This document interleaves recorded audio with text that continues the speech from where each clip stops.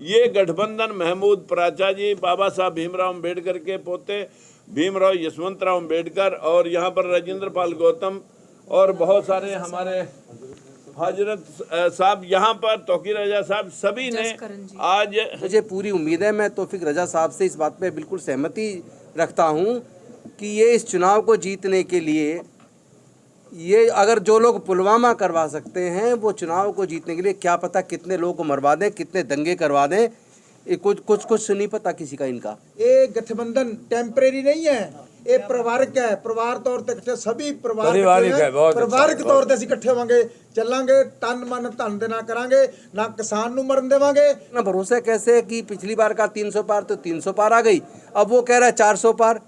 अरे तुम कह दो ना कि 543 सीटें, 543 की सारी चीज जाओगे, क्योंकि हमें तो पता है ये भरोसा आपके अंदर ईवीएम से आता है। ईवीएम के अंदर जो प्रोग्रामिंग की जाती है और सॉफ्टवेयर से जो उसमें डाला जाता है ईवीएम मशीन के अंदर, उस ईवीएम मशीन में टाइमर क्यों है? क्योंकि डेट और टाइम के हिसाब से आप वो सेटिंग कर दी जाती है।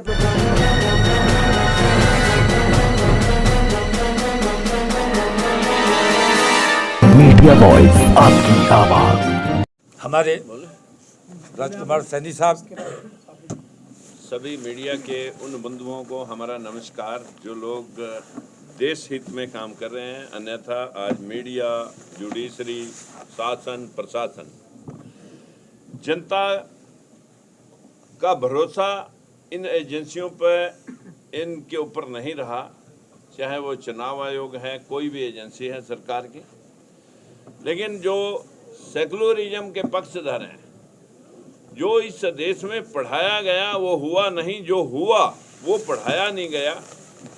इस देश की स्थिति को ध्यान में रखते हुए जब ये अखंड भारत देश किसी ने बनाया था, तो आज इसका खंड खंड करने में जो असमानता, जो गैर बराबरी, जो भेदभाव और शोषण के शिकार कौमें हैं, उनको धर्म के नशे के माध्यम से आज देश के अंदर नफरत का माहौल बना करके बच्चे को सिर्फ धर्म की घुट्टी के माध्यम से लोग राजनीतिक शतरंज खेलने के जिस प्रकार से प्रयास कर रहे हैं। आज मुद्दा महंगाई, बेरोजगारी, किसानों की दोगुनी आमदन, बेरोजगारों की 2 करोड़ नौकरियां, या आज महंगाई, गैस पेट्रोल के दाम, भ्रष्टाचार, ये मुद्दे अब देश के नहीं हैं।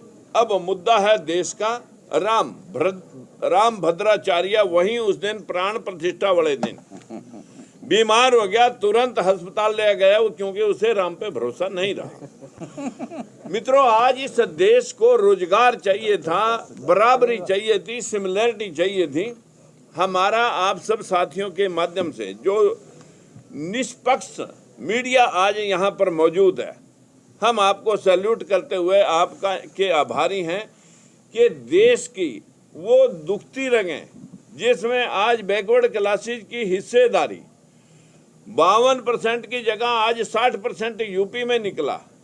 लेकिन वो पलटू राम जी उधर ही चले गए। जो लोग जातिगत जनगणना की बात कर रहे थे, इस देश में जातिगत जनगणना 100% आरक्षण, सभी का हिस्सा सबको मिले, हर जाति में पढ़े लिखे लोग हैं। इस व्यवस्था के पक्षधर के एक परिवार में एक रोजगार की सुनिश्चितता चाहिए थी। इस देश में किसान जो आज सड़कों के ऊपर बैठ करके गोलियों का शिकार हो रहा है, उसकी हिफाजत के लिए उसकी एमएसपी लागू होनी चाहिए थी। आज देश में ईवीएम के ऊपर जब भरोसा नहीं रहा, वो हट जानी चाहिए थी। लेकिन क्या हम सब लोग जो आज यहाँ पर जमा हुए, इकट्ठे हुए, जो सब ने एक मुश्त राय बनाई, मुख्तलिफ एक आध व्यक्ति की बजाय लगभग 99.9% लोगों का, सबका ये कि सेकुलर लोगों का एक मोर्चा बने और उन सब लोगों को भी इकट्ठा किया जाए जो हर प्रदेश में कोई सामाजिक समरसता और बराबरी की, शोषण और गैर बराबरी के खिलाफ जो युद्ध लड़ रहे हैं, उन लोगों का एक समावेश करके ये गठबंधन महमूद पराचा जी, बाबा साहब भीमराव अम्बेडकर के पोते भीमराव यशवंतराव अम्बेडकर और यहाँ पर राजेंद्र पाल गौतम और बहुत सारे हमारे हजरत साहब, यहाँ पर तौकीर रजा साहब, सभी ने आज जसकरण जी, सभी ने आज एक मन भाव से इन फ्यूचर एक दो दिन के अंदर एक ऐसी स्टीयरिंग कमेटी जो देश को निष्पक्ष रूप में चलाने का एक प्रयास करे और जनता का विश्वास जीत करके इन लोगों को, जो लोग इस देश के साथ शतरंज की चाल के माध्यम से इस देश को लूटने का प्रयास कर रहे हैं और वही मनोवाद लागू करना चाह रहे हैं, इस भेदभाव को खत्म करने के लिए हम एक रणनीति 1 या 2 दिन के अंदर घोषित करेंगे। एक मोर्चा तैयार करेंगे। उस मोर्चे के माध्यम से बहुत सारे राजनीतिक दल अलग अलग स्टेट में चुनाव लड़ेंगे और चुनाव लड़ करके जनता का विश्वास लेकर के इस तानाशाही सरकार को हटाएंगे। जी बोलेंगे। आज हम सभी लोगों ने मुत्फिक होके एक फ्रंट बनाया। फ्रंट में वो लोग हैं जो 1947 से लेकर आज तक वक्फ पार्टियों ने उनको सताया है, मुसलमानों को सताया है, सिखों को सताया है, दलितों को सताया है, किसानों को सताया है, स्टूडेंटों को सताया है, सोशल मीडिया को सताया है, प्रिंट मीडिया को जो असली बात करता है उसको सताया है, साढ़े बच्चों को जेलों में भेजा है। इतना जबर इंडिया ने किया है। अब इंडिया के जो बीजेपी आरएसएस है, नागपुर है, वो सभी और कांग्रेस, उन्होंने सबने सताए हुए लोग वहीं इकट्ठे हुए हैं। ये गठबंधन कराया कि लोहे को लोहा काटता है और उन्होंने भी पॉलिटिकल गेम बनाकर हमको कुचल दिया है। हम भी पॉलिटिकल गेम में उसके बराबर जो कॉन्स्टिट्यूशन अंबेडकर जी ने बनाया, अंबेडकर जी के कॉन्स्टिट्यूशन के इतने संशोधन कर दिए हैं, उसको तोड़ने की एक बहुत बुरी प्रयास है। इसलिए हम सब इकट्ठे होंगे। ये गठबंधन टेम्परेरी नहीं है, ये परिवारिक है। परिवार तौर तक सभी परिवारिक तौर ते इकट्ठे होंगे, ਚੱਲਾਂਗੇ। तन मन धन दे ना करांगे, ना किसान नूं मरन देवांगे, ना नौजवान नूं मरन देवांगे, ना बीबियां नूं मरन देवांगे, ना बंदी ਸਿੰਘਾਂ नूं जेलों दे विच जान देवांगे। बिल्कुल इंडिया दे विच पूरे शांति नाल रहेंगे। साथियों, आज जो देश के हालात हैं, देश में एक ऐसी पार्टी सत्ता में है जो लगातार समाज के अंदर नफरत पैदा कर रही है धर्म के आधार पर और जाति के आधार पर,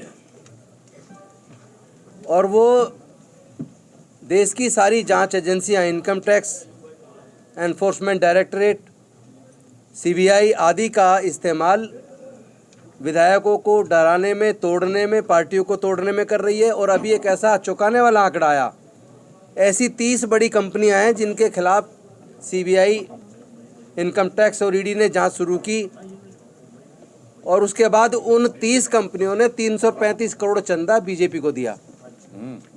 ये बेसिकली एक्सटोर्शन है। क्या भारत के सरकार ने इनकम टैक्स को, ईडी को और सीबीआई को क्या अब ये जिम्मेदारी दे दी है कि वो वसूली शुरू कर दें बीजेपी के लिए, या और साथ में ये भी दे दी है कि पूरी जितनी भी देश में पार्टी विपक्ष की चल रही है उनको सबको तोड़ के और अपने साथ में जोड़ लें? तो ये जो डर का वातावरण पैदा किया जा रहा है, और मुझे पूरी उम्मीद है, मैं तौफीक रजा साहब से इस बात पे बिल्कुल सहमति रखता हूँ कि ये इस चुनाव को जीतने के लिए, ये अगर जो लोग पुलवामा करवा सकते हैं वो चुनाव को जीतने के लिए क्या पता कितने लोगों को मरवा दें, कितने दंगे करवा दें, ये कुछ नहीं पता किसी का इनका। तो इस देश को बचाने के लिए, देश के प्रजातंत्र को बचाने के लिए, देश के संविधान को बचाने के लिए हमारा सबका एकजुट होकर लड़ना बेहद ज़रूरी है। और विजय माल्या खुद बीजेपी को 37 करोड़ रुपए बाकायदा चेक से दे के भाग गया। तो इनके जो लोग हैं जिन्होंने देश का पैसा लूटा है और उसके बाद फिर देश को पूरी तरह बर्बाद करने वाली सरकार, वो इस भरोसे में, उसको इतना भरोसा कैसे है कि पिछली बार का 300 पार तो 300 पार आ गई, अब वो कह रहा है 400 पार।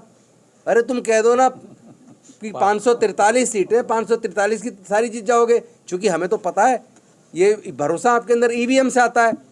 ईवीएम के अंदर जो प्रोग्रामिंग की जाती है और सॉफ्टवेयर से जो उसमें डाला जाता है ईवीएम मशीन के अंदर, उस ईवीएम मशीन में टाइमर क्यों है? क्योंकि डेट और टाइम के हिसाब से आप वो सेटिंग कर दी जाती है, प्रोग्रामिंग कर दी जाती है कि चुनाव की डेट और टाइम डाल के कि कितने बजे से कितने बजे के बीच 50% या कितने % वोट चुरा के वहाँ से बीजेपी को देना है। तो उस भरोसे पर वो कह रहे हैं अब की बार 400 पार। लेकिन हम किसी भी हालत में इस बार ईवीएम से चुनाव नहीं होने देंगे। ये देश को बचाने की जिम्मेदारी हमारी और आपकी सबकी है। हम सब लोग मिलके देश को बचाएंगे, देश के प्रजातंत्र को भी बचाएंगे, देश के संविधान को भी बचाएंगे और किसी भी सूरत में इस बार दंगे नहीं होने देने भाई। ये कितनी साजिश कर लें, ये जितनी मर्जी साजिश कर लें, मैं निवेदन करता हूँ अपने देश के अनुसूचित जाति, जनजाति, पिछड़े वर्ग के लोगों से, चूंकि जो दंगे होते हैं ना, आप देख लेना, दंगों में इस्तेमाल दलित और पिछड़े वर्ग का, आदिवासी वर्ग का किया जाता है।